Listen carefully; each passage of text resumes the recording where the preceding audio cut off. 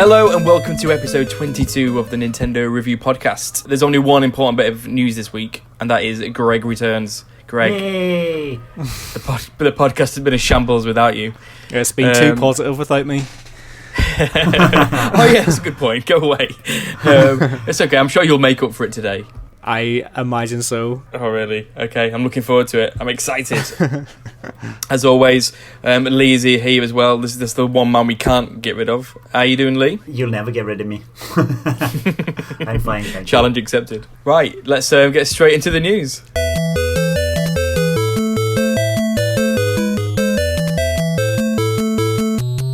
So, as always, we're going to start off with just a few new game announcements. Can you imagine doing this when the Wii U was around? I reckon we could do quarterly podcasts and still struggle for new game announcements.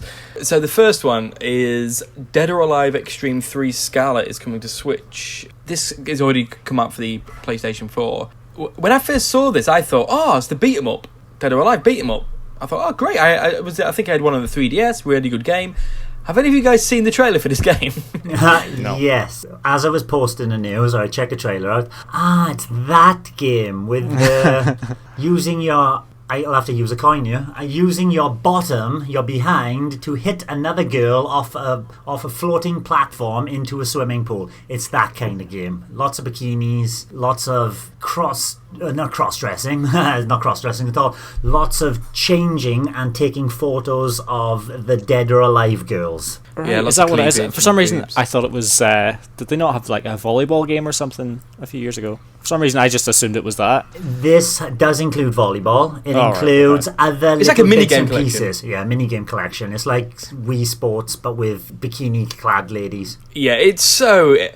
I watched the trailer. I just find it really embarrassing when I watch the trailer. It's just like, really? Who enjoys this other than 12-year-old boys?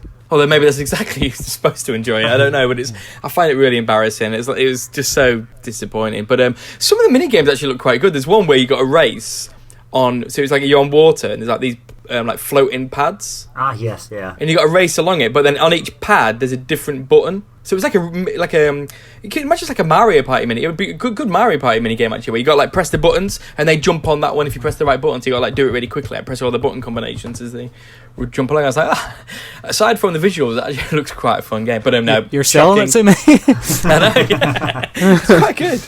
You just need Mario and some Speedos in there now, yeah? Yeah, exactly. But yeah, so we're lucky enough to get that one. No amiibo for it? Are we going to go for it? No amiibo for it. Oh, no. Why is he going to go for amiibo? That'd be awesome. They could be like the Metroid one where they're a bit squishy.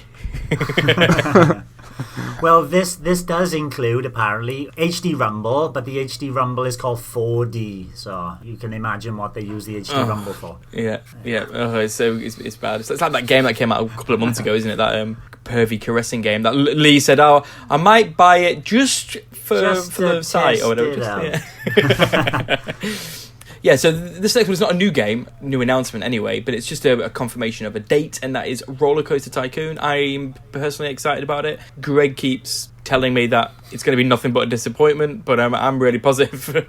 But Roller Coaster Tycoon Adventures is coming out November 29th, so next week, and then December the 13th for Americans. Again, no idea why. It's getting a couple of week delay there. Obviously, I'll talk about Civilization a little bit later on. Strategy games, I'm in the mood for them, so I'm well up for this as well. Greg, I presume you're not, but Lee, Roller Coaster Tycoon, appeal to you? Yeah, I used to play Roller Coaster Tycoon on, and I can't remember what it was. One of Nintendo's, but it must have been a DS. Was there a Roller Coaster Tycoon on the DS? If anything, DS. Yeah, I think it was a DS. And if it wasn't, it was something very similar. And yes, I liked it. Theme park. I would like to pick it up. I've heard positive things now about Civilization 6. And you'll fill us in on the rest about that later, Darren. So if I had to choose between the two, I think Civ 6 might get my vote. Okay, that's fair enough. And there was a Roller Coaster Tycoon on the 3DS. Greg, I know you're not, but is there anything this game can do when it comes out to make you go, you know what, I'm going to buy that? Nope. Have you ever played Theme Park or anything like that? Or have you any of these kinds of games? Or do you just know you'll hate it? I know I'll hate it. I think I played. I can't even remember. I played something years and years ago, very, very briefly, and that was enough. But I can't even remember what the game was. Does that go along with things like SimCity on the SNES and Megalomania and Populous, stuff like that? Sims, all those sorts of things. No, just not for me. Yeah, I mean, Sims is nothing, in my opinion, nothing like all the others. But yeah, okay, that's fair enough. But we'll see. We'll find out next week anyway what it's like. But I am cautiously optimistic. Another new game that's just been... Well, I thought it was stealth dropped. It sort of has, but it hasn't. So it's a game called Smite. I've never heard of it, but there was a few rumours a few days before that Smite is coming to the Switch, and then it got dropped at the Smite Founders Pack is available for pre-purchase. I thought it was one of those sort of like Fortnite things, and where it's like it dropped, but it's actually coming out 24th of January, so it was like, okay, that's... It's done by the same people, Hi-Res Studios. They did Paladins, so it's got a very similar schedule to that. You know, that came out with this Founders Pack. You paid exactly the same price, $24.99 for the Founders Pack, and then you got guaranteed access to the closed beta. So the beta doesn't start until 24th of January. So it's not even the game's release. It's not even the game's release, yeah. Just the beta's release. So then the game is obviously coming in maybe a week or two after that. Yeah. But it gives you all, you know, basically the Founders Pack unlocks every playable character in the game and every playable character that would be released in future DLC as well. Same as Paladins. Yeah, which I think is good. Yeah. The things of Paladins, I thought that got dropped and then you could play it straight away. But the idea of dropping a pre-purchase 2 months away from just the beta, it just feels a bit weird. It's a MOBA, isn't it? It's not a kind of first-person shooter. Well, it's a MOBA. I think with, you know, when you got to think of like Diablo and stuff like that, it's going to be hard. It's going to be hard to convince any of us three, I presume, to play this game. But when it's free, give it a go. Why not? Yeah, AOV. It's kind of, that's a MOBA as well. The Arena of Valor, and I played it a few times, and it's not for me. It looks like it's playing a Diablo 3 game, but it's very linear in its kind of progression and what you can actually do in the game. It's just so you're repeating things even more so over and over and over again compared to Diablo 3, which at least you're progressing a story in some aspects. Yeah, exactly. I don't think this would be for me either. There was some good news. I mean, no, it's good news that it's out. You know, I don't mean that. What I mean is that it's some good news for us, I guess. I actually think Paladins is a really, really good game, and I do want to play it more.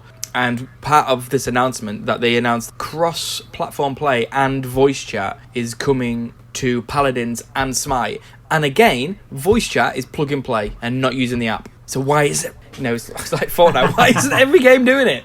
But it's like Nintendo. Is it? I mean, firstly, that's good news, isn't it? You know, cross-platform play, voice chat for Smite players and Paladins, and hopefully we'll get into it. Greg, you need to play Paladins, by the way. I think you'd like it. Good game, Greg. Yeah, but that is good news. Why is it just a couple of games? Do you think anybody could do it if they approach Nintendo, or do you think Nintendo are being ridiculously picky on which games can and can't do it, and why? Greg, you haven't spoken for a while. You go for it. Give us your thoughts. Well, why would they be picky? Why would they say you can do it and you can't do it? Surely, like, if somebody can do it, then anybody is bound to be free to do it if they wish to. So why is Diablo not doing it? You'll have to ask them. I don't know. I don't think they can. I think Nintendo are picking which games can and can't do it.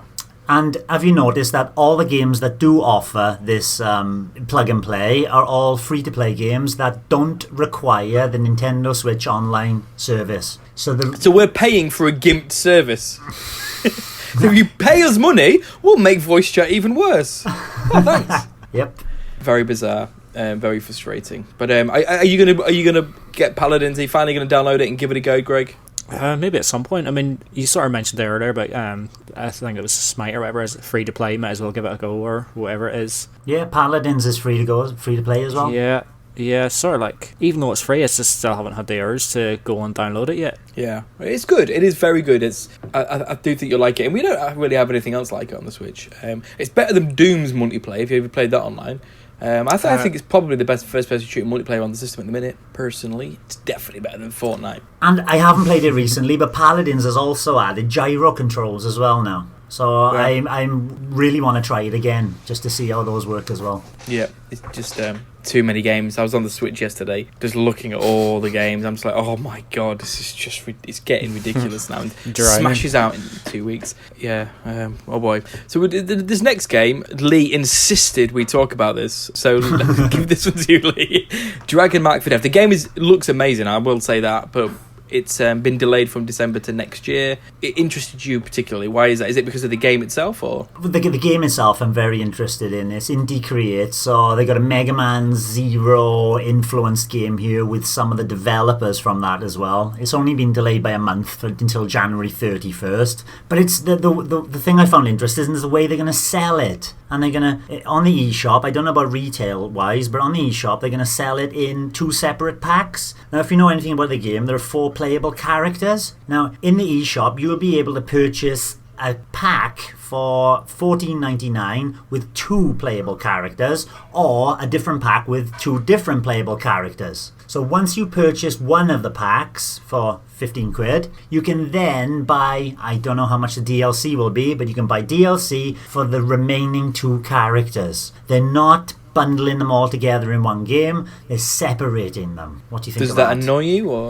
it seems a bit cheeky? You know, it's like, oh, we've got the whole game here, and we're not going to put it all in one place. We're going to separate it and then charge you extra. It might not be extra. It might be that we're charging you £15. Normally, we would charge you £25 for the full thing. And the choice is obviously yours as the purchaser. But you're going to want those 4 players, especially if you're playing local multiplayer. Yeah, I guess so. It's just what Pokemon does as well, actually, isn't it? They take some of the Pokemon out for the 2 different versions. But at least with that, you can just trade for free. Yeah. With this, yeah, I guess so. I mean, I don't really know too much about it, but I am looking forward to it. Now, this next one, this is for you, Greg. Are you ready? Mm-hmm. V-Rally 4 is coming out on December the 13th, and again, America, you're getting a delay. February, 2 months later, Americans are getting traumatized because they'll be devastated they're not getting V-Rally. Greg, I'm sure a little bit of you is excited about what this could be, but the world's most cynical man is probably also thinking it's going to be awful. But well, it didn't review that well on the other platforms, and we still haven't seen anything of the Switch version. And if it's out in just like 3 weeks' time or whatever it is, it can't bode well, can it?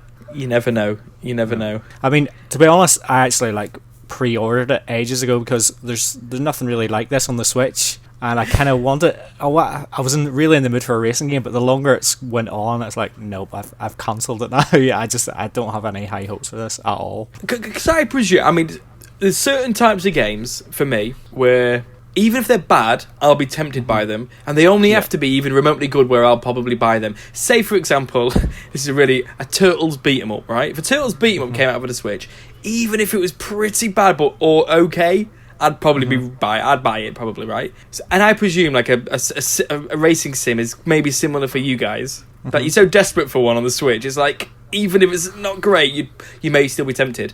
What's the bottom? What's the worst this can be for you to still buy it?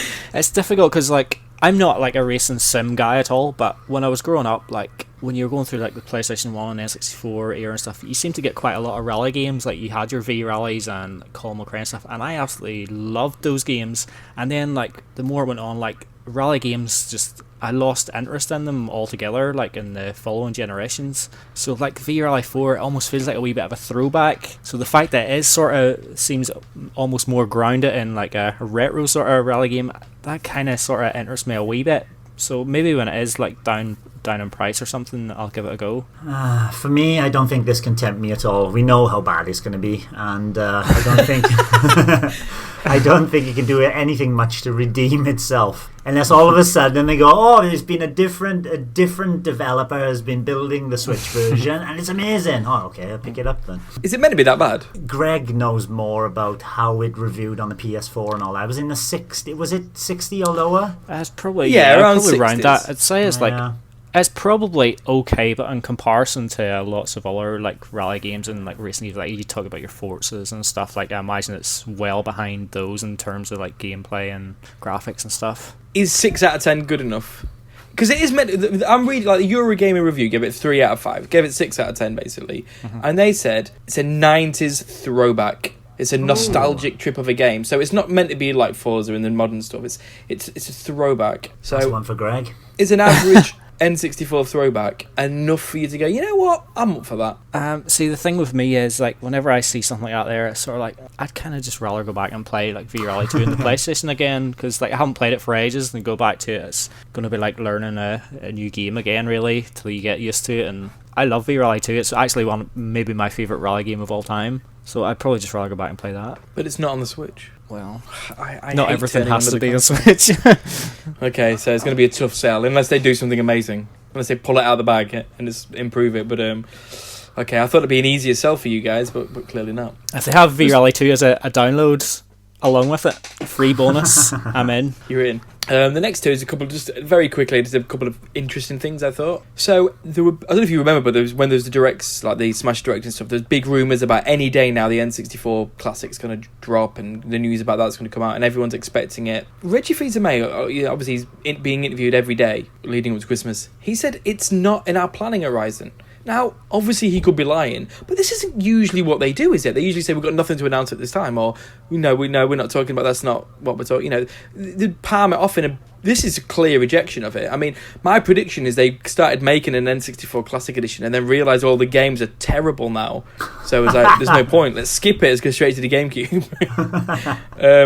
Do you think it's coming soon, or do you believe him? Firstly, I think your opinion is disgusting. I do it to wind you up, obviously. Yeah. I would love an N64 Classic, as long as it had Retrix, Tetrisphere, Mischief Makers. And To me, though, horizon means it's over the horizon. It's coming, but it's just not anything we've got planned for the foreseeable future. So what's the foreseeable future? They got to sort out Thanksgiving. They got to sort out Smash coming out. Then you got maybe the January Direct. Then who knows what they're gonna announce at E3, and maybe the possibility for next Christmas time, next Thanksgiving, we could very well see an N64, because that's not on his horizon at the moment. They're not thinking. Well, of course they are in the background thinking about E3 and everything, getting everything ready. But it's not, beyond that. Nah, you can forget it for now. Possibly. Yeah. I don't think it's a flat out denial anyway. no, it isn't, because he did also say that they're not ruling the idea out, but just at the minute they're not making it. It's just not part of what they're doing. So yeah, I think it will come. It definitely will come. But people are saying it's going to get announced any day now, or even the latest January or something. No. Do you think no chance? No chance. No. No chance. Yeah. Are we going to get a Game Boy Mini Classic, or do you think no Classic range? In my current state of feeling, I think I would prefer a Game Boy Mini at the moment, but they better put it, I don't know, I'd like to see a Game Boy and a GBA all lumped together, in that... The whole range. Yeah. From Game Boy to Game Boy Color and Game Boy Advance. Yeah. All in that kind of the original Game Boy Advance shape. So it's got that ergonomics of the kind of Switch, lengthwise rather than verticality. I know what you mean, and I do agree. But a bit of me thinks these relies so much on nostalgia that Game Boy design would pull on so many people's sort of nostalgia. Don't know. What do you reckon, Greg? What's your feelings on it all? I personally think like a Game Boy Classic is probably more likely than an N64 Classic. It's probably more likely to be released like before an N64 Classic, but like anybody sort of expecting a Classic to be unveiled in like a Direct this month or something, I think we're nuts, because it just does not feel like the right time for something like that at all, because like everybody's gearing up buying Switches and stuff for Christmas, and I don't think they would just throw something like that out there now.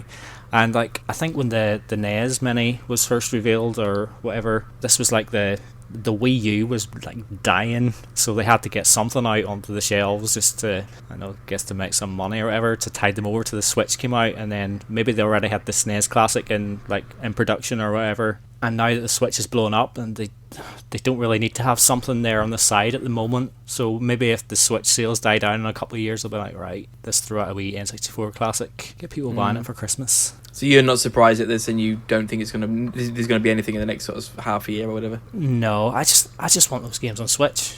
Well, that's true. I mean, that is another thing he said as well. He said basically the online service is where the future of Nintendo Classic games are. Yeah, I choose to take that positively for a change. I do, yeah. yeah. But I'm not sure what way they're going to do it.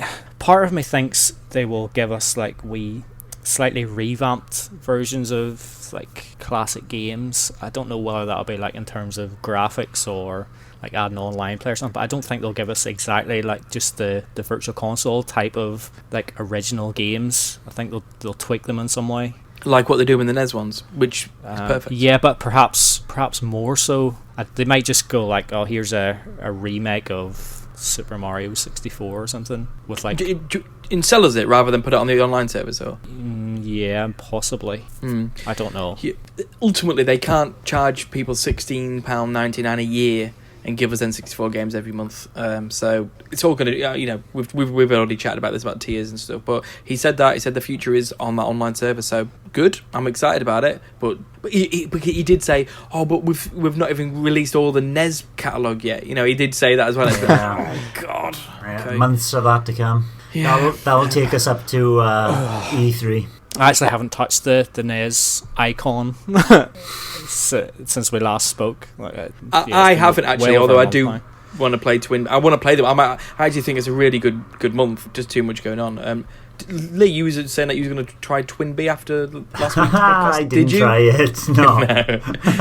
No. I still think NES Online is incredible. Not enough time. Babies and things. The last bit of news I wanted to bring up, and it's more of a case of what the were you thinking, Nintendo, is Luigi's Mansion. Oh, sorry, coin noise. Luigi's Mansion in Japan sold 27,000 copies. Shocking. Luigi's Mansion 2 sold 350,000 copies in its first week. So Nintendo were like, I want to support the 3DS. There's 80 million people who own a 3DS. Nobody wants to buy games for it, Nintendo. We said this last week about Chicken Wiggle. It's like, what were you thinking releasing this game on the 3DS? So who thinks Luigi's Mansion remake on the Switch would have sold more than 27,000 copies? Definitely. I'll raise my hand for that one. Yeah. Yeah, it's just, what were they thinking? They did have a sell-through rate of 45%, so say it's 50%, They didn't make that many copies, They didn't make it's about 100,000 copies to sell to Japan, so they knew it wasn't going to sell like the second one. But I reckon they maybe knew when they'd already started making it, as in like they made the decision to put it on the 3DS, and then obviously when sales weren't great on their other titles, they probably were like, this isn't going to sell very well. Who cares that there's 80 million people with one? People want to buy games on the Switch, and so it's frustrating because we all wanted it on the Switch, we didn't get it, and it's not sold very well. So okay, well, end on a downer. let's start getting positive. Really positive, and hear about Greg's opinions on what he's been playing. That's where we're going to go next.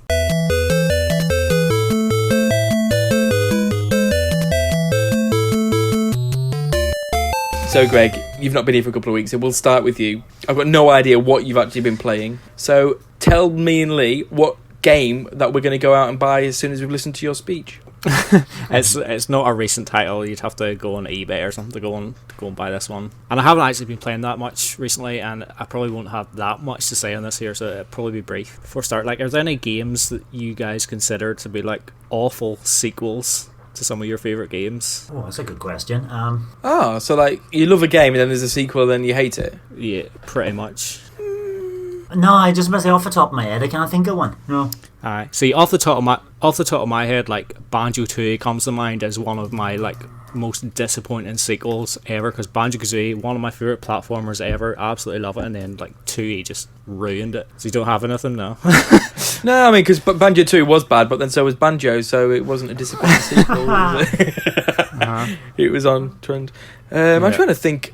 There's direct sequels. There were things like, the kind of new Yoshi's Island was really disappointing, and maybe some of the but they're not sequels as such. It's just another one in the series, a generation later or whatever. I can't think of any.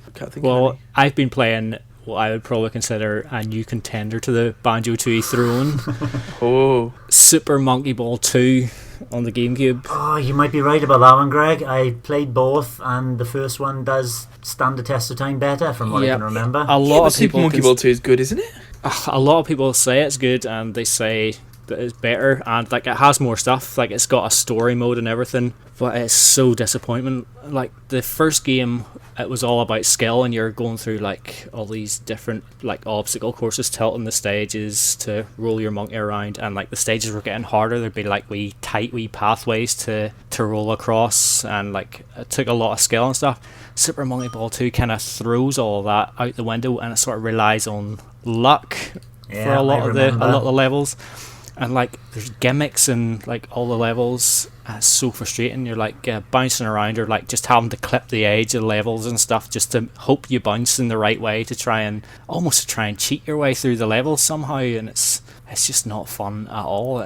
I played through the whole thing, the whole story. Well, in the original, there's like you had your challenges, you had your like beginner, advanced, and then expert. All that stuff's still in this one as well, although the levels aren't as good, but this one has a story mode as well, and it's kind of split up a wee bit different. Like I think it knows that it's going to be more frustrating to play, because if you play like the original sort of like challenge mode, you only have a certain amount of lives to get through the whole thing, and a certain amount of continues. In the story mode, you have infinite continues. You just keep going and going. You don't lose any lives at all, and that's because when you're going through a level, the chances are that you're definitely not going to beat it on your first try. You're going to have to try and like figure out what the gimmick is, and like you will die lots and lots, and it doesn't seem fair, and there's no fun and no satisfaction when I was like going through the goal whatsoever. I just felt like, oh, thank goodness that one's over, and then on to the next one. So it was a chore. Yeah, pretty much. I've just got these vivid memories of like starting a level at the top and then having to drop down, bounce, and because the camera is so poorly designed, even on the first one, but at least on the first one, most of it is following you behind to go through like these narrow pathways. So you have to bounce, and then the camera's pointing in the wrong direction from where you have to, and it is just random lucky. I can remember that infuriating me. Exactly like that. And there's a couple of levels. It's like, I think there's one called like Labyrinth or something, and it's basically like a big maze or something. And like you just have your standard 60 seconds or whatever to get through the level, and you have absolutely no idea where to go. And like you'll pause it to look at you can view the course, but it doesn't show you where your monkey is exactly on the course when you pause it. So like you have to sort of like know where you're at. But even then, like that level in particular, I think I was looking around and it's like you still couldn't see which way to go. So it was like you had to go through that level loads and loads just to try and figure out where to go. And then eventually, now I know where to go. So you'd have to go through it. And the time, even then, when you knew where you were going, like the time was extremely tight. It's just absolutely no fun in it at all. And then like the original, you have your mini games that you unlock, and there's more in this one. There's 12 mini games. The original had 6, and like it had, everybody loved like monkey flight or whatever it was called, or monkey target, sorry, and it had like billiards, golf, all that was fun. But I've tried some of the mini games out in this one here as well, and they're not really holding up. Like the tennis, like it's probably unfair to like beat down on it, but it's no Mario Tennis, so I don't see why you'd play it. It doesn't feel very good. Is this one with the boxing one on? The first one had the boxing on, didn't it? Yeah, the first one had a boxing on, but the second one has updated versions of all the original games as well, but they've made some tweaks in them, so they're not exactly like the original ones. And I haven't played all of them, but it just doesn't hold up to me at all. And basically the whole thing just boils down to that the original is like a million times better, and they've tried to make this one bigger and better, and they've just ruined it. And like, but have you played the original recently? I mean, yes, maybe that has. Oh, you have. Okay, yeah. I have great memories of Super Monkey Ball 2. I own both of them. I loved them both. But so that's not good. That's not good. What made you want to play Super Monkey Ball 2? I've sort of been interested, and for some reason I've just took a notion to play some GameCube games recently. I've sort of been looking through a wee sort of like pile of games that I still haven't beat yet. On that list would be like Beautiful Joe 2. I haven't even started it yet, so I plan to play it at some point. And all this, you guys talking about Diablo 3 and stuff, I was sort of thinking, well, I've got Baldur's Gate Dark Alliance sitting there that I've never beat before, so sort of thinking maybe I'll just play it instead of something like Diablo. Although I put it on for a couple of minutes and it wasn't working for me. Although granted, I just jumped into a save file where I was something like 3 hours in and I wasn't really sure what I was doing, and I probably need to start that one from scratch again. And Hitman 2 as well, gave it 5 minutes and it's like, don't play that. I've talked about that. That's terrible. Yeah. So I took a wee notion of GameCube, and it's like, no, it's maybe not. And I bet you thought Monkey Ball 2 was a safe bet as well. I thought so, because I thought, like, how can they really, like, mess up the formula? Because the first one's just so simple, just using the analog stick. Guess what it got on Metacritic? I'm gonna guess it's like high 80s. Yeah, 87%. What was the first one? Oh, the same as the original. Okay. Farcical.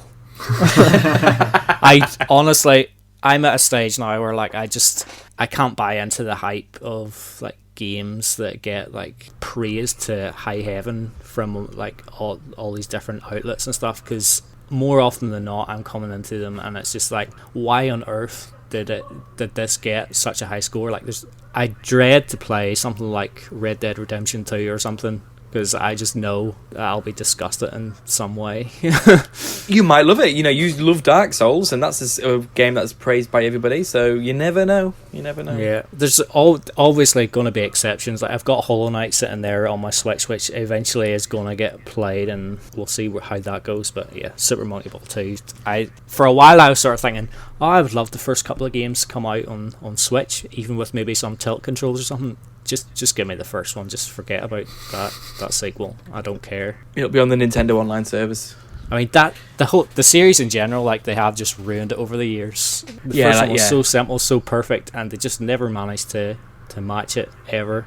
Do you reckon it's just because they try and make these games accessible? Because the first one was so skill based. Maybe they try and make them more accessible, but then to have challenge, they have these random elements which just sort of take the skill away. But to be fair, this one's even less accessible because of that. It just doesn't work. Oh, well, okay, that's fair enough. I'll go next. I'll bring some positivity into the mix, and then we'll end on Lee. I don't know what to do. You guys decide. I've been playing a lot of Pokemon, and I've been playing a lot of Civilization. I'm happy to just give you little updates on both, or I'll just talk about one and save one for next week or whatever. What do you reckon? Personally, I love to hear you talk about Civilization. Okay. I'll talk about both. Because if it's going to be one, I'm going to pick Pokemon. Darren. But yeah, okay. I'll do a little update on both. They're both very big games. So I'm sure I could talk about them for weeks on end. So first I'll talk about Pokemon, playing it with Hugo. Really, really enjoyable experience. I kind of know every single Pokemon's name, even though I never really played the original. I've never been into Pokemon at all, but even then, I still know for some reason, it was so big in the 90s and stuff, I still know those original Pokemon names. Really enjoying it. It looks really good. What I will say is, though, it still feels so clumsy. Like, it's just like, it's like, and it just made me think, I don't like RPGs, and this is why I don't like RPGs. So, for example, like, you have a battle or whatever, and your Pokemon all level up, but it doesn't just sort of like give you a screen with like every Pokemon which is leveled up and what level up they've done. It's like, oh, this Pokemon's leveled up, click a button. This Pokemon's leveled up, click a button. This Pokemon's leveled up, click a button. It's learned a new move, click a button. This Pokemon, and then if they've leveled up 3. Saved on level 15 and then on level 18. It doesn't go, it's leveled up to Pokemon level 18. This Pokemon's leveled up to level 16. Click a button. This Pokemon's leveled up to level 17. Click a button. This Pokemon's leveled up to level 18. I'm like, oh my god. And obviously playing with Hugo, you can sort of see, like, he's just like constantly pressing this this button, like, and it's just really, it's like, why it could be so easy just to have one screen just saying what's happened to all of your Pokemon because of that battle or whatever. And it's just, but there's loads of stuff like that where you just constantly clicking buttons and riding through menus and stuff. And this is a basic, simple version of an RPG. So on one level, I'm like, I like it a lot, but at the same time, like, if this was even more in depth and there's even more menus and even more stuff going on, I was just like, I am never going to play RP. I'm never going to go there. I'm just not going to do it. I probably wouldn't anyway, but it just made me realise that. But but I will say, in the grand scheme of Pokemon, it's a small niggle. Ultimately, I am having a really good time with it. It is really fun. It still feels quite dated in that way, but I find that quite charming. And all the changes, I think, are great. I know Pokemon kind of fans are really hating it. Well, some are. Actually, I think a lot of people have been really receptive to the game. But just things like, and this is part of the kind of monotony of RPGs, I guess, is even the capturing. You know, everyone's moaning. It's like Pokemon Go capturing mechanic where you get a Pokemon and you can see them and you can throw the ball at them and it's so simple. It's so simple. Even that is still too boring sometimes. So the fact that there's no random battles, amazing. So you can avoid kind of Pokemon if you want to, or not. You know, you can make that decision, which is great. That's a great touch. But even the capturing is just capturing constant Rattata. even that just gets a bit much. And even, it's great looking through the sort of lens of Hugo as a child, sort of like, and even he's getting a bit, kind of, I don't want to capture I don't want to capture the same Pokemon. And I was just thinking, in the old games, or even in the current ones, or whatever, you have to battle everybody. Everything's a fight, everything's a battle, and that takes time. And then don't you have to get their energy to like just near the bottom, and then only then can you maybe capture them. And I was just like, oh my god, I don't want to do that. I just know I'm never going to want to play that game. That makes me want to do that. So the idea of and it is fun. I know maybe I'm saying everything which is sacrilege against Pokemon or RPGs, but I do find it fun to throw in the Pokeball. There is a little bit of skill involved when they're moving around and there's a little circle. I think that is, for me, because there are still loads of battles in the game. This is another thing. It's like you're battling all the time, so it's not as if they've taken it out completely. It's just made this one element much more streamlined and much easier. So I'm kind of loving that. The only thing I really want to talk about, I guess, is the Pokeball Plus. So who's playing with Pokeball Plus? So you and Hugo are there. Are you playing two players simultaneously? Have you have you stolen the Pokeball Plus and it's yours, or do you give it to Hugo? It started with Hugo, and now it's gone to me because Hugo just couldn't do it with the Pokeball Plus. Well, he could, but it was really frustrating. So basically, sorry, just a bit of a tangent. 2-player, it's not a proper 2-player mode, which I thought it was. It's a bit disappointing. On one level, it's great. You can like pick up a controller, you shake it, and then you drop into the game and you run around together. But the second player can't talk to anybody. It can't go into any rooms. It literally just follows the other person around, and that is it, and then helps them out. So basically, all I'm doing is following. It's good because I can lead the way and say, Hugo, come this way. But that's pretty much all I can do. And then in the battles and capturing, I help him do that. But I'll get onto that again. Ultimately, I make it too easy. So it's like, well, okay. But the Pokeball Plus, it's a great little device. It's tiny. It's a lot smaller than I thought it was going to be. But it feels good. It's a great little thing. The problem is the button is in the stick. And I know, Greg, you've moaned about this before, but you hate that. The kind of button in the stick in games. This is the only button in Pokemon we're using the Pokeball Plus. So I thought there was a button on the top as well. There is, but that's like back button, basically. Ah, okay. So that acts as back. So to click, to do anything in the game, to talk to people, to battle, to select things, to do everything, you have to click. And the problem is, he's 3 years old, and he is constantly, just before he pushes down on it, and he's constantly like pressing down or up or left or right, and he's constantly selecting the wrong things. And he was frustrated by it. I was getting frustrated by it, and it was like, this isn't working. So we ended up swapping. And he's using the remote, and I actually think that's a lot better. And he's enjoying it, and that's a lot better. And I'm using it. For us, it's absolutely fine. It works perfectly well. But and I actually think it's a really great, in a weird little way, it feels good having the Pokeball Plus and then throwing it. And I'd imagine if you're a Pokemon fan, then surely you kind of enjoy that. So we've swapped, and he's using that, and then traditional. Although what's weird is that you just use one Joy-Con like vertical. He's not like horizontal or anything like that. So it's a bit weird. So he's like holding it, and then with his other hand using the stick, because I think he's just so used to using two hands. So it's a bit weird. Yeah. So that is much better. The only negative is how, like I hinted at a minute ago, is how easy it is. It's so easy. The Pokeball Plus makes it even easier because, as you know, you can connect it to Pokemon Go, and you can put a Pokemon inside the ball and you can take it out, which is quite cute, and you can shake it and it makes noises, and you can roll it around, and ultimately you level it up using the Pokeball Plus. But it levels it up so well. Like, your Pokemon are so powerful. So you just even we did the first gym, and we just destroy everything. So but I think Hugo quite likes it, because he's just like, can we have another battle? And he's like, battles, and just destroys them, like Eevee bite or whatever, and it's just done straight away. I just find it, I'm like, this is really boring. I want a bit of a challenge, at least. I want to play with the ideas of which Pokemon to use, a bit of strategy. And it may get there. Like I say, we've just done one gym, so we may get there further down the road. But I'm worried that 2-player, obviously on 2 players, we've got 2 Pokemon fighting at the same time. So you're doubling up your power. In catching, it makes catching easier, because if you do it at the same time, then it's fun doing it together, but it's so easy. It's just a bit like, really? But I'm hoping it gets harder, but I'm just a bit worried that we're just going to fly through the whole thing. We'll see about that. I chatted about that longer than I anticipated. I'll be quick on Civilization. Ultimately, it is as good as I kind of really I was, as we've said, I didn't really know anything about the game, and I was really excited about it. And it is amazing. It's a great port. Because this is the thing about your V-Rally thing, about, we don't know anything about it, we haven't really seen anything. We didn't really know anything about Civilization.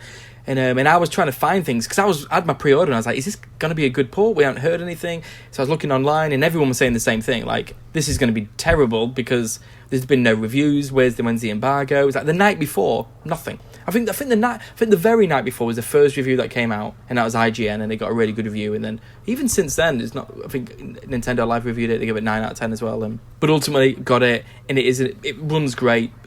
I've got no problems with that. The game is so complex. It's daunting. It's got a really good tutorial, but even that just tells you a fraction of what it is. And even though it tells you what to do, there's still there's still so much to it.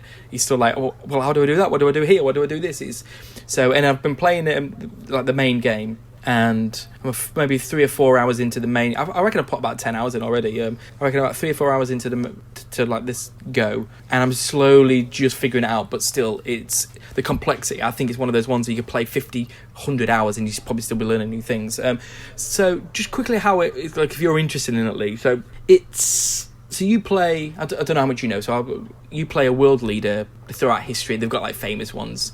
And then each one has got their own like special ability. I don't know what they fully are, but like one of them is really great at like producing things. Maybe one's great at... the one I've got is really good at religion, which is the opposite of what I'm interested in. It's like, I know.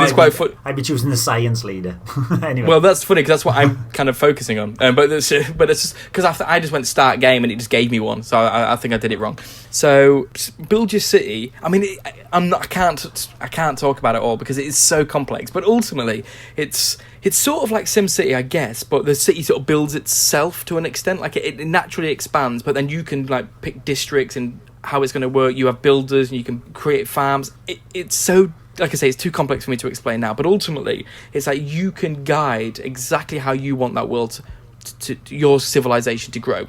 And it also depends on the environment. So for example, if you decide your civilization is next to a river or a sea or something, then you kind of want to take advantage of that. But for me, where it's really exciting and what I love about it is the levels of complexity in terms of how you gear your civilization. And what I mean by that, so for example, you can decide what kind of government you run. So it starts off as chiefdom because it's obviously 3000 BC or whatever. So and that's it. And then you can select which policies that you enact. And then from there it branches out. So then as you evolve, it keeps branching out, and it ends in like, you've got whether you're a democracy, a communist, or you're a fascist sort of government, and then it runs up. And then before that, there's like aristocracies, and so you can decide like exactly on a government level, like how are you going to run your civilization. But then there's that sort of tree aspect, the kind of skill tree aspect of like how you're going to gear towards that as time goes on everything.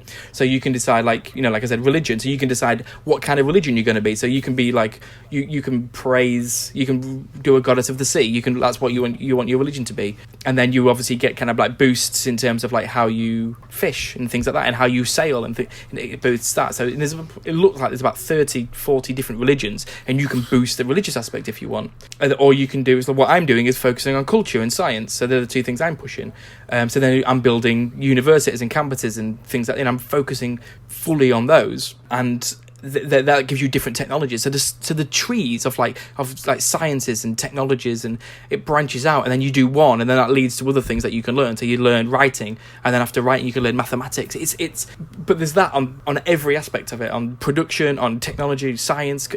It is mental how complex it seems. Just to butt in that point a wee second. Yeah. You were talking about RPGs and how you hate it having so many menus and stuff to go through. Surely this here is full of those sorts of things. Surely that's basically what the game is about. No? That's all it is menus. I know. I think with RPGs, it's not just clicking through stuff aimlessly. Every menu is a decision, and that decision has a direct impact. And obviously people can say, well, clicking through or like leveling up in Pokemon is not, I'm not making any decisions, it's just boring me senseless with these things. And ultimately it's personal taste, isn't it? But when people are selecting what attack they want to do on Xenoblade, that bored me senseless. People love that. What kind of what great writer, which Sun Tzu is who I chose, whom I want to be in my city too. Because another thing, you can like get they're called great people. So because I'm focusing on culture, I'm getting a great writer who's in my city, and then you can commission them to do great works which then boosts your culture further, and people want to come to your city because you've got these, and you can do artwork or music or however you want to grow it, and then you can build other cities. You can get settlers, send them out and build other ones. Have you come to a point where you're clashing with other civilizations around you and it's going to be war? I mean, I've done that, but on an earlier bit, a tutorial it's called dominate, because there's 4 ways of victory, which is spread your religion, a cultural victory, domination, which is war. I can't remember. There's another one as well.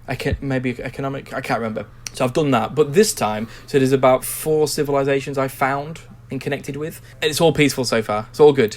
So so you can send envoy. This is another thing. I mean, every aspect. I'm not giving the complexity any justice. Every aspect of this game is incredibly complex. So even that. So we meet a civilization, and how you negotiate with them. You can do anything you want. So you can send an envoy. You can send them, give them gold. You can have agreements. So for example, everyone has preferences. Because I'm focusing on culture, one of the leaders loves me because he's jealous, because he loves Western thinking, and he sees culture as a Western thing, and he's just like, and he loves my civilization, and is because that's what I'm focusing on, and he's sort of jealous of it. But then there's other people who are focusing on war, but you can do things like you can do trade routes. So because it's all just land at the beginning, as so you can say, right, let's have a trade route between your civilization and my civilization. Then that builds roads between the two, but then you get kind of bonuses on production and financial bonuses, and you become closer as friends. You can do that with sea as well, obviously on the water. You can declare war. You can declare friendships, which give you different perks. You can say, we don't want to be friends, but I'm happy. They can give you missions. They all have hidden agendas. So it says they've got 3 hidden agendas, but you don't know what they are. So it could be like I don't know. We'll see how it goes. I don't really know where they go. Back. Yeah.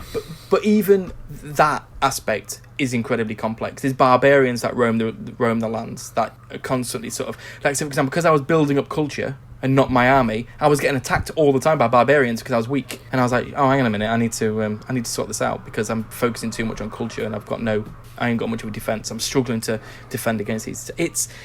It's on one level, it probably sounds really daunting on a time sink level, but it's also really easy to pick it up for 10 minutes and just do a cook. It's all turn based as well. That's another thing. It's like a board game to some level as well. It's like a very complex, long board game, but you have turns, so you decide what you're going to do, and everything takes a certain amount of turns. So if you want to build a wonder, for example, I've just built a wonder, and the Hanging Gardens, if anybody of you have heard of them, but and it takes like 10 turns for it to do, but depending on your boosts and stats, it could be quicker, it could be longer. You can also do things like, it's almost like achievements, like if you do an objective, then they boost any of the trees that you've got. So for example, I built something. So basically, I built if you build a city next to a river or a sea, it halves the time it takes to develop sailing skill for your civilization. Things like that. So everything can be boosted. Like, when I say boosted, I mean it basically makes it quicker to learn it or to get that technology and stuff like that. Yeah, I mean, I think it's amazing. I think I'm just going to keep playing it, and it's just getting better and better. The more I understand and the more I'm figuring it out, it definitely gives you enough to get going. I'll say that. It's like I was, there's a lot I didn't know, but I've not been punished for it. I'm still in the game. I'm still there, and I'm still growing things well. And you're just learning more and more and more as it goes on, and it's just getting better and better. Sometimes it can be weirdly slow. So, for example, because you got to tell what all your units are doing and what sciences or culture or technology you're constantly developing stuff. But sometimes everyone takes like 6 turns. Sometimes you just sort of like skip in a go, like, okay, yeah, go, skip in. So sometimes it's quite slow, but as I'm growing the city, and now I've got a second city, because I'm getting more money and I've got more city, it's actually, I'm doing more on a go. Like, I expected to do more each go. Like, I thought I'd be constantly making decisions on, like, where do I want this, what do I want to do here, where am I going to do this, and then sometimes it can be a little bit like, actually, I'm not doing anything for a few goes, which I'm not bothered, but it's just a bit of a surprise for it. It's amazing. If you're interested in strategy games, I think it's pretty incredible, and it's ridiculously addictive as well. Possibly one for the new year for me. Yeah, it is. I just don't want to get into it before Smash now. Well, I know that's another thing. But at the minute, it's great because it's a good. I'm playing it all handheld, and I've never played any game like that really. But having a baby, it's quite good. I'm like at night, so I can have the baby and play that handheld, which is pretty good. Greg, are you tempted? Not even in the slightest. Honestly, like, in terms of those sorts of games, I'm not sure how similar it is, but like, I remember my friend back in the PC, he had the very first Age of Empires, and I think honestly that's probably the only game of that type that I would maybe be interested in going back to play, because like I still have sort of like those memories of like the sound effects and stuff and the visuals. It sort of pulls in my heartstrings a wee bit, even though I never really played it on his computer. Like part of me just wants to try it a wee bit, but nothing. I think there's an Age of Empires on the DS I had. I think it's just that specific one I'd like to play, and I'm not. Yeah, and I'm not even sure you can download that on like Steam or anything, so I probably just will never play it. Greg's too busy building his own civilization to do it virtually. Yeah. Well, you're missing out on a treat. I love this kind of stuff. We'll see.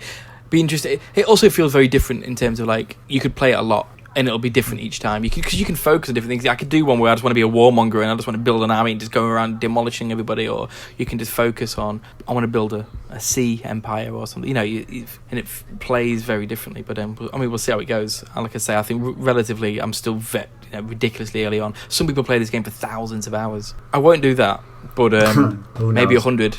Maybe 100. We'll see. So, yeah, I'm usually the briefest when we chat about these games, but I think I've been long today. Lee. I might be the briefest today. I basically bought a game in sale, which I think I'll fly through as well. But first of all, I was going to quickly update you on Diablo 3 and ask you if you got any questions that we didn't get around to. But the first thing I was going to say is the online experience. I've played a bit more and I'm still loving it. It is such a good game. I've even tried some of the arcade stuff, which is you can just quickly set up a game. You can go into a rift, which is nothing to do with the story, so you're just doing it for grinding purposes, and it works flawlessly as well. I've upgraded my character to level, I think he's up to 37 now. But online, it seems strange. It seems very easy to jump in a match with a friend who's online at that time if they want you to join in. But when it comes to joining in randoms, it seems like I set up a game and then I click the button to say, right, I want this game, and then as it's loading the level up, it's basically saying, all right, we're looking for other games. It doesn't say anything. This is the problem. It's as if it's saying, oh, we're looking for other games for you to join, and when I come into my game then, it's only me. It's like, okay, all right, there's obviously nobody online at the time, and I've sat down and I played for an hour and a half on my own, and nobody else has joined me. So it's been a bit of a solitary experience. Well, it has been a completely solitary experience, apart from when I play with my son. So I've been a bit disappointed that maybe the online community is rather small compared to what it is on other places. But if it's possible to get some friends together, then that could be an answer. But you're still loving it even on your own and even locally? Yes, yeah. I've got to the point now where I can place defensive turrets down. So because I'm a long-range crossbow man, I can just put 2 turrets down in front of me and then back off and let the turrets take out the little guys while I'm focusing on the big guys behind. So there's also these elements of strategy, especially with your skills, that you can put in. There's a bit the depth of the different types of skills. It's not Civilization 6 levels, but it's quite deep in its skill trees itself as well. Yeah, loving it. I am loving it. And you don't feel as if it's still feeling fresh, and you still feel like I haven't put too much time in it, but it still feels as good as when I picked it up the first time. Yes. Okay. I'll be interested to see what it is actually like, because my brother bought it there the other day, so I assume I will see it up at his at some point, maybe even this week or something. Yeah, definitely jump in on a 2-player game as well. That's the more the merrier, to be honest, with that game. Yeah, I probably. Greg should go to his brothers and then play you online. You and your son. Yeah. Well, hit my brother up on the Facebook page, and I'm sure you can maybe organise a game with him. Excellent. Everything you said about it last week, because I was listening to the podcast last week, and it didn't sound appealing at all. And you talked about sort of like mindlessly going through it and not really having to worry about things. It's just like that didn't really sound like it's for me. As I've ramped up the difficulty, though, Greg, you have to be aware of your surroundings more, and you have to be very careful about where you put, for example, my turrets, and you are thinking looking more. When I started on the kind of normal mode, yes, I was just plowing through it. It did feel not a slog. It just felt I was going through it too fast. As you ramp the difficulty up, yes, each individual little skeleton takes a little bit longer to kill, so it's giving more time for those big guys from behind to attack. And then when you come across enemies they've got these like silver edges to their health bar, or gold edges, those are the kind of mini bosses, and they come up frequently enough and they can be challenging. I mean, a single hit from one of those gold guys can knock me down half health. So you're constantly having to be aware of your surroundings and be aware of all the other enemies and their placement and find some space, and it's more intriguing when you do ramp the level of difficulty up. I see. I'm hoping it's going to be in the Black Friday. A lot of games have reduced in price recently, except this game. It seems to have kept its price at the moment. It's going up in price, if anything. Yeah. I know, it's very annoying. Very, very annoying. But I'm still hoping. Well, if come down. No more questions, the game I was going to talk about is called Aqua Kitty UDX. Gotta look that one up.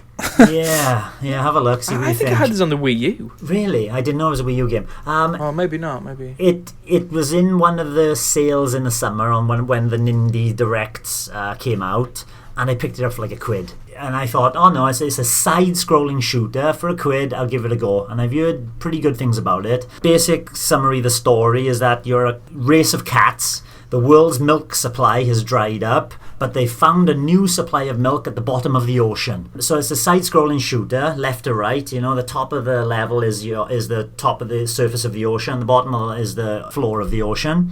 And you're scrolling left and right, and you can, go left and right.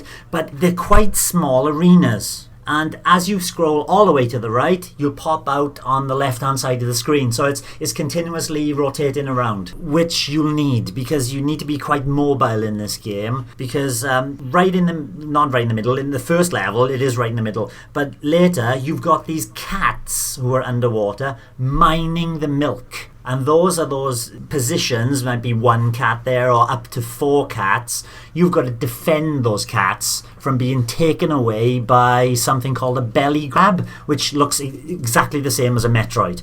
These things come along, they grab them by the head, and they start dragging them to the surface of the ocean.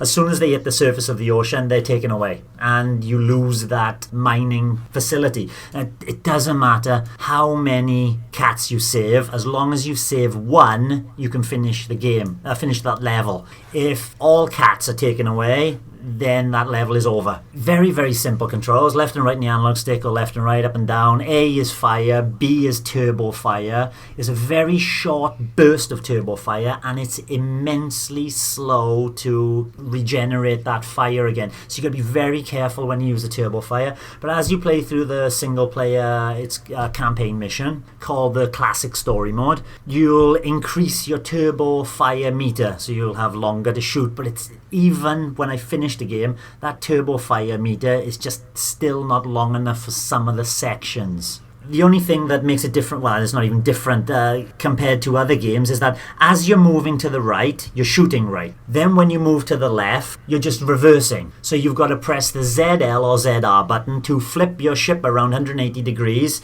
to go in the opposite, shoot the opposite direction. So you're balancing which way you're pointing, and you can travel faster forwards than you can backwards. It's about twice as fast forwards as backwards. Obviously, you've got to back away sometimes when some enemies are coming in. And it's bullet hell at points.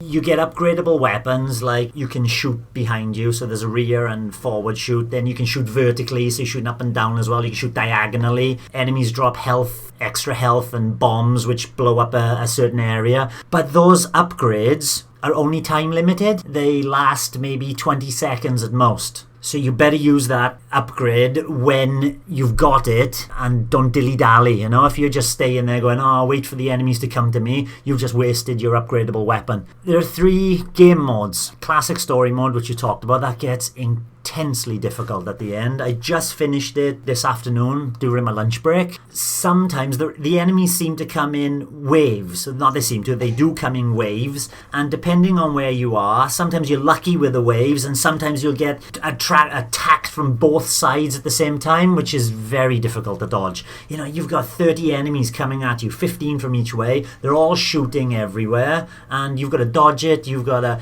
3 hearts. Once you've taken 3 hits, that's it. Level over. Try again. Second mode, arcade mode, exactly the same as story mode, except this time you can pick up gems. The enemies drop these green kind of emeralds. You collect these gems and you can purchase upgrades permanently, which is good, but then you've got limited continues throughout the game. So as a challenge mode, nice, you know, see how far you can get. Then there's a kind of boss encounter mode called Dreadnoughts. Very simple cartoon pixelated graphics, lots going on, no slowdown. There are 4 levels with about 7 stages in each level. Online leaderboards. It's been nice looking at Red Shell, you know, and Manolito, and beating him on a couple of levels and going, yeah. And then as you progress through the story mode, you get a better rapid fire, turbo fire they call it, rate. Then you can go back to any level you want and clear the levels quicker with a better multiplier. As you hit in enemies, your multiplier goes up and you get better scores. I started playing it and I wasn't taken by it. You know, I was like, oh, it's a quid. I'll play through it and see what happens. But I found it, the more I played it, and you're getting really close to completing a level, and the more I played it, the more it grabbed me. And overall, for what I paid for it, I think it's a nice little shooting game. Will I play it again? Yeah, I probably dip into arcade mode now and again. The only downside is, you know, there's no online play, but there is local 2-player co-op. For £1, well, I can't fault it, you know, for £1. Great And fun. how long did it take you to finish it? 3 hours for the story mode. Multiple deaths though, yeah. So I have, you know, it gets infuriating towards the end. There's just so much going on screen, but you can get there with persistence. Sounds quite good. Yeah, I'm not not bad. quite sure. For some reason, that I'm just reminded of you know, the wee shooting game on the 3DS, the Street Pass one. Did you ever have it? Yeah, I forgot what Yes, it's called. yeah. Yes, I know what you mean. That was more of a. Yeah. That was a. Oh no, it wasn't vertical, was it? That was left to right as well. It was a good game. Yeah. Good game, that. Yeah, actually similar, yes, except that you can loop around, you know, and you can choose your direction. You're not always heading in one direction. Yes, yeah. Scram Kitty, that's the Wii U one I was thinking of, not Aqua Kitty. Scram, yeah, a bit different that one. Yeah, Very, yeah. As soon as I saw the name on the notes there, I just immediately thought Hello Kitty. So I was actually surprised when I looked the game up and what it was actually about. I wish the story mode was more tongue-in-cheek. You know, it's got some tongue-in-cheek about, hey, we cats, our milk's run out, and the cheeky mice are wanting to get the milk at the bottom of the ocean because they want to make cheese. But that's as far as it goes. You know, they don't push that any further than they wanted to. You know, everything is bare bones, but the gameplay itself holds up for its asking price. For its asking prices. I reckon V-Rally 4 would be worth £1. Awesome. Next, we're going to get on to the listener question.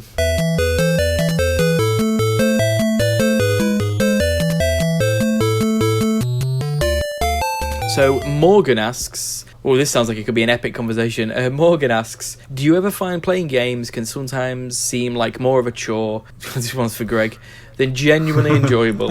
If so, how do you deal with it?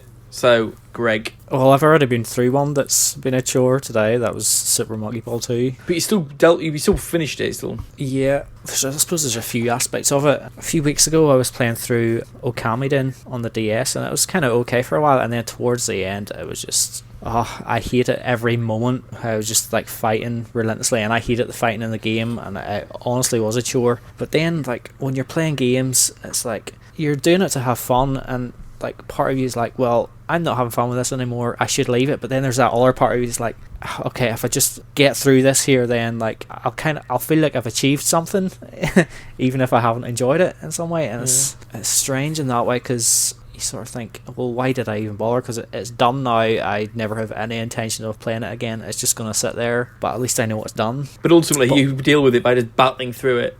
Yeah, but well, what I did straight after it was I played a game that I haven't really given enough attention to, and that was WarioWare Gold. And straight away it was just like, this game's fun.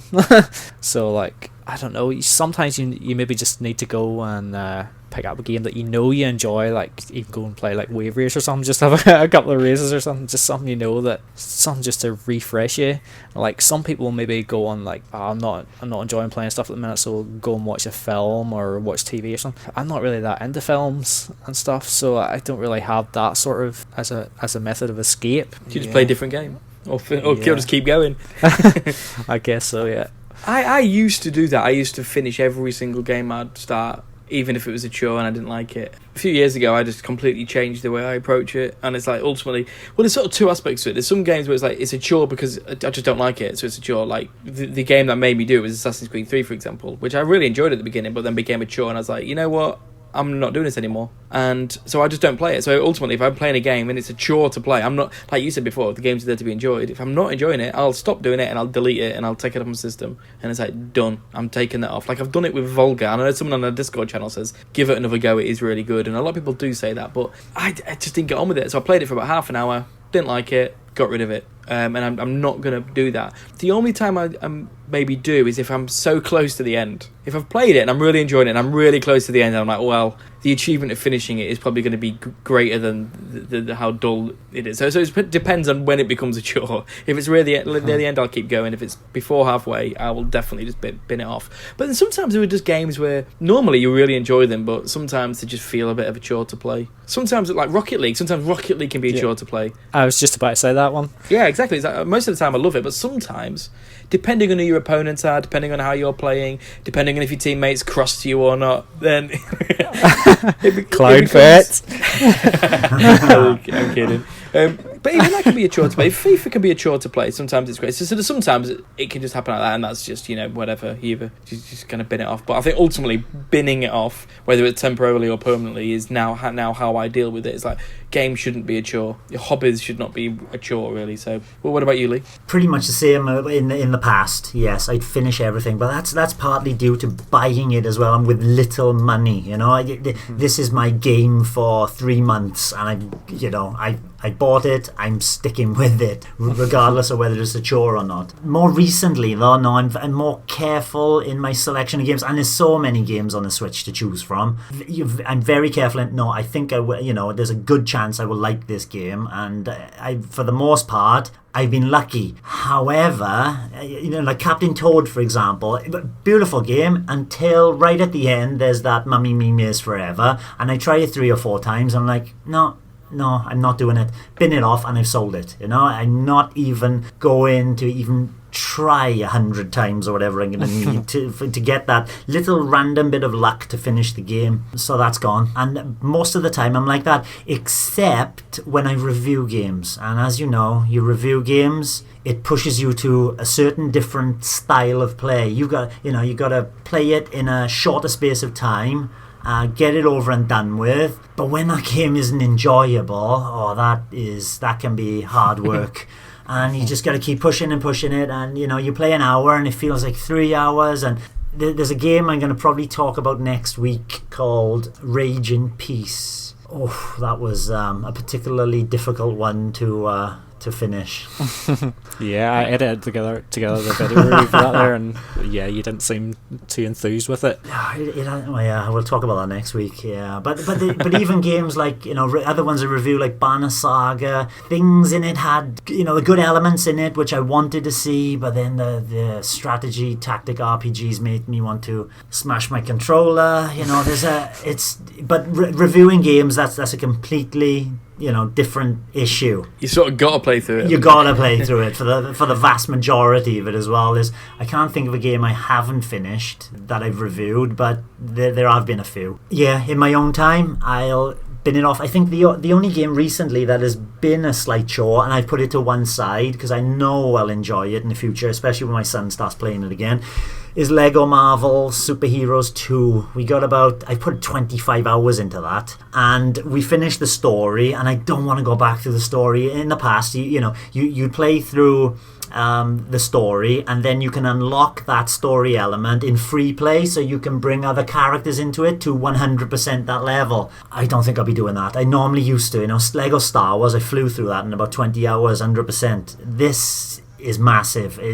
I like aspects of it, the open world, but it's starting to get too samey. So that's been binned off for now, but I know I'll go back to that and pick it up and like it in the future. Diablo 3 is filling a nice gap. Is that becoming a chore yet, or can you feel it becoming a chore? Or? Not yet, no chores there at all. Fair enough. Awesome. You talked about reviewing games there and like feeling like you had to go through it, and like I totally understand that, but like even with like our podcast, recording it every week, I was sort of getting to a stage at one point where it's like I was maybe playing a game and like I'm enjoying playing this game, but I was sort of like, well, I kind of need a game to talk about in next week's podcast because I've already spoke about this one, or I can't really speak about this one, maybe it's a different platform or something. And it was like, right, I kind of maybe have to play something here, and maybe that was sort of becoming sort of a chore in a way. Like not overly badly so, but it's that just you want to have something to bring to the table every week. And there's a deadline, innit? There's that deadline looming, and thinking, oh, the weekend's gone now, oh my god, it's Monday already, have I got anything to talk about? Yeah. But I sort of like, I'm past that now. Like sometimes I ramble on too much about the game, so like if I haven't got anything to talk about, I just like let you guys fire on with whatever you've been playing, and I'll maybe just give a wee update on like I'm still playing Dark Souls loads. Like I spoke about that a couple weeks ago, still loving it, but like all I could really give in that's a wee update on where I'm at or whatever. So it's so mad that of all games, Dark Souls is the one that you love. I reckon you should give Civilization a go. You maybe surprise yourself. You never know. You never know. But we'll never find out. Awesome. Right, so let's get on to the last bit, and that is the topic of the week.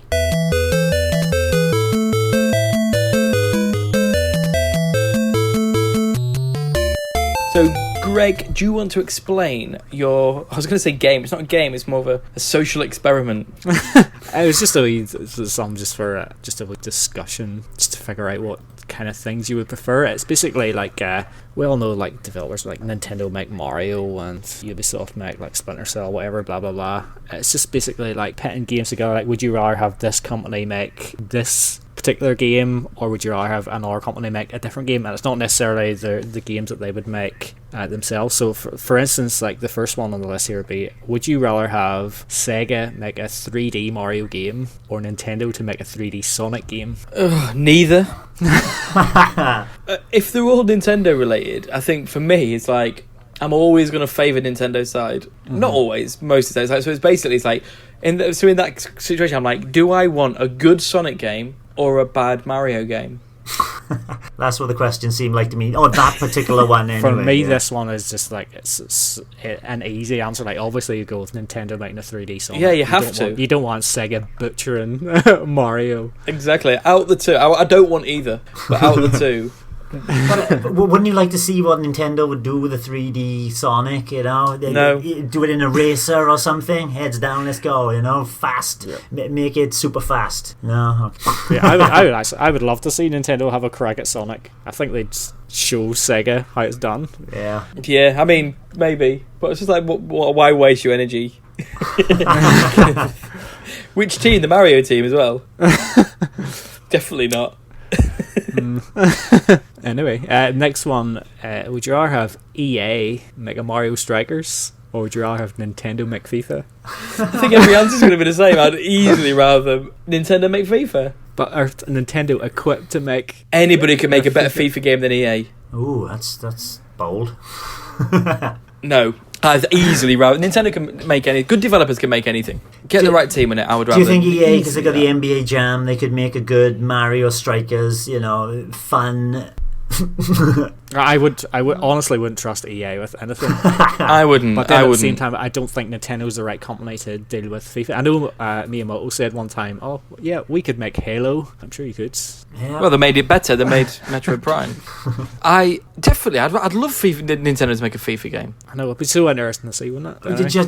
Just to see how they shake the formula up, you know, just you know the usual FIFA formulas. You know, they just reusing the same thing over and over and over again, and they just give it to a different company and shake it up. I just don't want EA. Nintendo. Just give it anybody, Konami again. Come on, open the license up. Let anybody make FIFA games. Yeah. All of them are going to be Nintendo make that, make Nintendo, nope. Nintendo. Actually, that's the Nintendo ones out of the way. Yay. It's a Nintendo podcast. Would you rather have Shin'en, who made like Fast? Yeah. Would you rather they made F-Zero? Balance. Oh, F-Zero. Or would you rather have Sega make Mario Kart? Oh my god, Shin'en make F-Zero. I agree. Yeah, they've got a lot of potential in that. I don't like the mechanics in. I forgot what game it is now. Fast RMX. I don't like the mechanics of switching the and balancing your shield and your boost. I didn't quite get on with that. But if they did a straight F-Zero game, I think they could do a good job. Yeah. I'm not sure they could do it justice. That's the thing. I don't think they're right for it. Do you want anybody butchering Mario Kart? No, because honestly, I don't like the Sonic All-Stars racing games, whatever they're called. Like I actually quite like the second one, the last one. Which one was that? Transformed or something? Transformed. Yeah, the one on Wii U, wasn't it? Yeah, I did really like it, but Mario Kart is so good. I don't want the next Mario Kart to not be done by Nintendo. So it's like, well, yeah, definitely Shin'en. Because ultimately, it's not as if anyone else is going to make an F-Zero. Give it to Shin'en. Okay, would you rather have Bethesda make a Legend of Zelda game or Ubisoft to make a 2D Mario game? My instinct is Bethesda make Zelda. I don't think they could pull that off. They're too many problems in the overworld and all that. They'd end up with too many RPG elements that weigh the entire game down. I'd go with Ubisoft making a 2D Mario game in the style of Rayman, and just to shake it up. It's only a one-off. Why not? Give them a try. I guess because it's 2D Mario and we've only had boring New Super Mario Brothers for so long, anything will feel fresh. But then I'm not that keen on like the Rayman Origins game. I'm not either, but you know the precision of the platforming. Yeah, I wouldn't fancy Bethesda. I'm trying to think if it got announced. Is it a Zelda mainline or like a Zelda spin-off? Mainline. Well, no, because you obviously want Nintendo to kind of do. Yeah, Ubisoft making a 2D Mario. Okay, the last. These were like horror situations, though. Yeah, pretty much.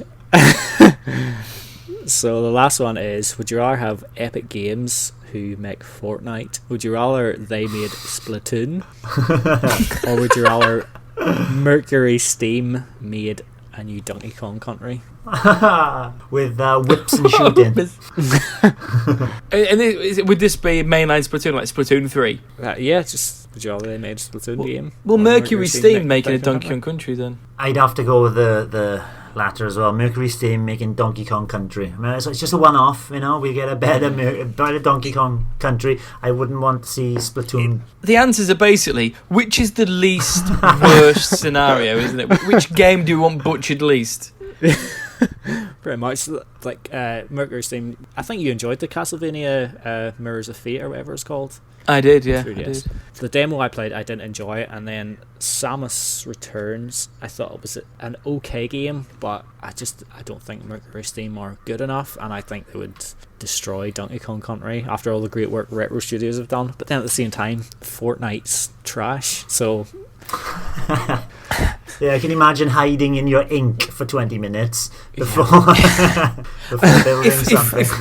If it was Epic doing a Battle Royale Splatoon game, but not Splatoon 3, but like a separate free-to-play, I'd take that. No, you can't risk Splatoon 3 being made by someone else. It's too important a game.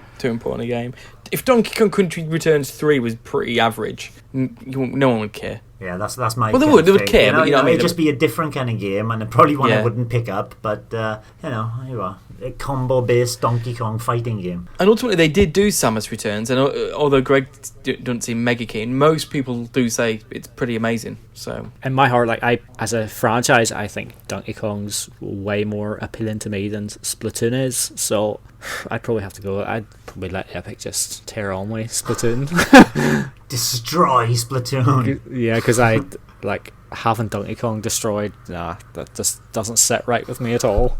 it was already destroyed by Rare, and it came back okay. Oh. I don't mean the platformers, I mean Donkey Kong 64. Oh, that's fine. I thought you were talking about the Super Nintendo games. No, they're great. No, sorry. I meant... That's all right. I realised... when I got such a severe reaction to that, I thought, what did I say?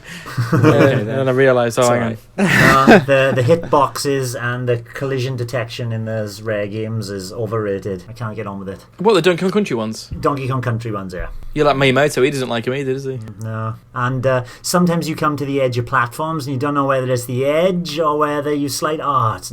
I didn't get on with them. Then again, I didn't play it on the SNES. I played them when they came out on the Wii U on the Virtual Console. That was the first experience with them. So I've got no nostalgia for them. And you miss the kind of wonder, like, oh my god, these Look look at those incredible. graphics. Yeah, and the music. Oh, the And it's just music, like- wonderful. That's the best thing about them. The music. But imagine listening to that on SNES. Never heard anything like it. And then dying because you slip off the edge of a platform that you shouldn't have. Donkey Kong A bit Country, loose, but one of the greats. I'm not even joking. Awesome. Honestly, one of the best. Love it. Which one, the first or the The third? first one, Okay. still the best. You reckon? Yep. They're all good. I like them all.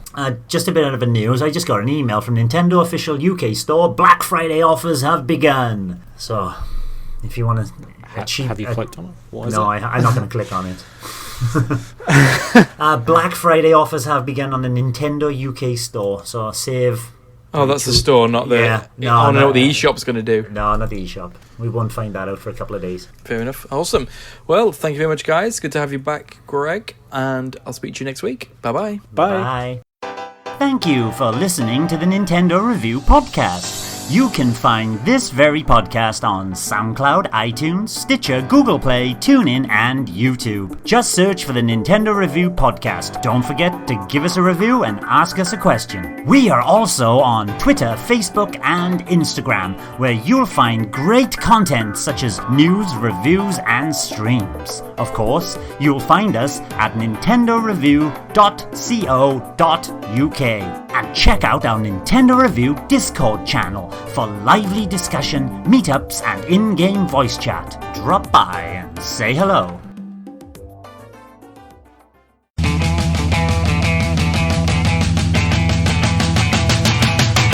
Podcast Extras! Podcast Extras! Limp dick. That's how tired I am. I had bunk. But oh, sorry. Oh, coin noise. Bunk. Bunk. Bunk. Bunk. Bunk. Bunk. Bunk. Bunk. Bunk. Bunk. Bunk. Bunk.